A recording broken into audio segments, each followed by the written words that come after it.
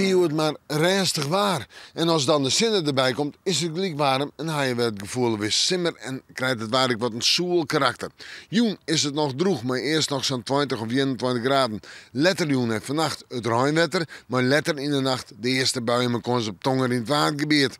De temperaturen vannacht 15 of 16 graden en de wind uit het zuiden en zuidesten nog altijd een zwak of matig letter onhelend.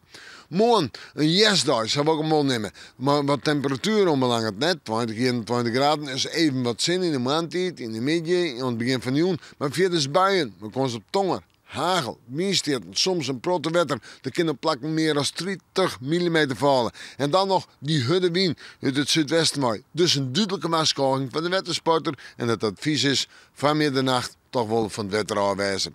En dan zetten we terug naar Montjoen. Eerst nog even terug. In de nacht alweer die stevige buien. En die stevige buien steen ik van sneeuw. Dan is het klinkende kleren eerst maar 18 of 19 graden. Uit een trogzinnen, buien, hagel, tonger, minsteten, het zit er al hier nog in. En de wind uit het westen en noordwesten mooi, krachtig onthut en letterpas wat aannemend. In de joentijd nog buien en dan het vooruitzicht heel oorwaar.